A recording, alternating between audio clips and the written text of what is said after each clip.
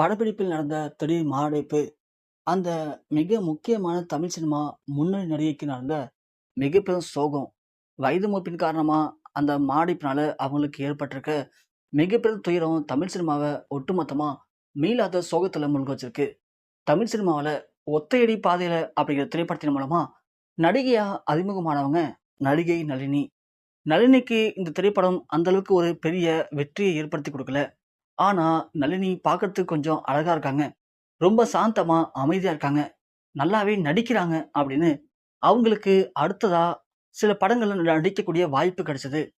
அப்படி அதன் பிறகு நளினி நடித்த எல்லா படங்களும் பயங்கர ஒரு வெற்றி படங்களா பார்க்கப்பட்டுச்சு. இவங்க ஒரு ராசியான நடிகை அப்படின்னு அப்ப இருந்த இயக்குனர்கள் எல்லாமே நடிகை நளினிய வைத்து பணம் பண்ண ஆரம்பிச்சாங்க. அப்படி தொடர்ந்து அவங்க நடிச்ச படங்கள் எல்லாமே அடுத்தடுத்து வெற்றி அடைய நளினி தமிழ் சினிமாவுடைய முன்னணி நடிகையா மாறுனாங்க. படு பிசியன் நடிகையா தொடர்ந்து நெறைய படங்கள்ல கமிட் ஆகி, அடுத்தடுத்து வெற்றி திரைப்படங்கள குடுத்துட்டே இருந்தாங்க. இப்படி தமிழ்ல கிடைச்ச வெற்றிய தொடர்ந்து நளினிக்கு தமிழ், அதன் பிறகு தெலுங்கு, மலையாளம், கன்னடம்னு பிற மொழியிலும் நெறைய வாய்ப்புகள் கிடைச்சது.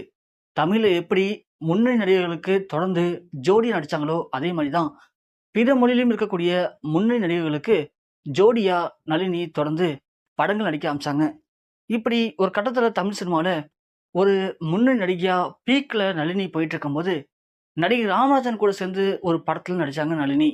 அந்த படத்துல ஏற்பட்ட நட்பால நளினியும், ராமராஜனும் காதலிச்சு திருமணமும் பண்ணிக்கிட்டாங்க. அந்த நேரத்துல ராமராஜனும் தமிழ் சினிமால ஒரு முன்னணி நடிகரா இருந்தாரு. இவரு தான் அடுத்த சூப்பர் ஸ்டார் அப்படின்னு எல்லாருமே அவர பார்த்து கொண்டாடிட்டு இருந்தாங்க. அப்படி 2 பேருக்கும் திருமணத்துக்கு பிறகு 2 மகள்கள் பிறந்தாங்க.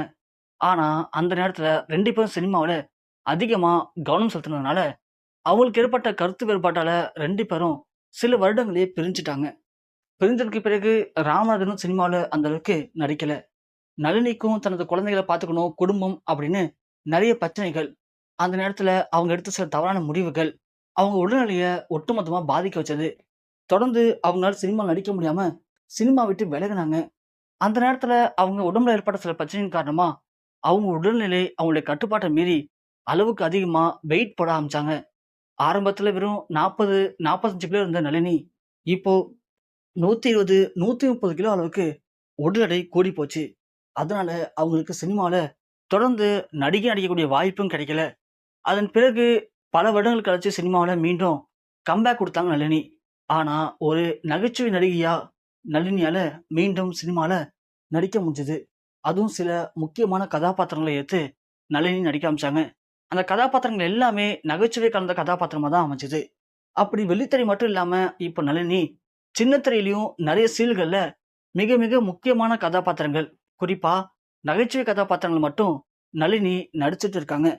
அப்படி தொடர்ந்து இந்த வயசுல, இந்த உடம்புல வச்சுக்கிட்டு அவங்க படு பிஸியா வெள்ளித்திரை, சின்ன திரைன்னு நெறைய ஷூட்டிங்ல நடிச்சுட்டு இருக்கும்போது, திடீர்னு நளினிக்கு மாரடைப்பு ஏற்பட்டு மயங்கி விழுந்திருக்காங்க. பேச்சு மூச்சே இல்லாத நளினிய உடனடியாக அந்த படக்குழு அங்கேருந்து கொண்டு வந்து சென்னையில இருக்கக்கூடிய ஒரு முக்கியமான தனியார் மருத்துவமனையில அனுமதிச்சிருக்காங்க. சுத்தமா பேச்சு மூச்சு இல்லாதனால அவங்களுக்கு இப்போ செயற்கை சுவாசம் அளிக்கப்பட்டுட்டு இருக்கான். அவங்க உடம்புல ஏற்கனவே ஏற்பட்ட சில நோய் குறைபாட்டால தான் அவங்களுக்கு இப்போ இந்த தீவிர உடல்நலக்குறைவு ஏற்பட்டிருக்கு அப்படின்னும், அவங்க உடல்நிலை அப்படிங்கிறது மிக மிக மோசமடைந்து உயிருக்கே ஆபத்தான நிலைமையில தான் அவங்க இப்போ போராடிட்டு இருக்கதா வெளியாயிருக்கு. அந்த மிக முக்கியமான சோக செய்தி அனைவரையும் அதிர்ச்சியில உள்ளாக்கியிருக்கு.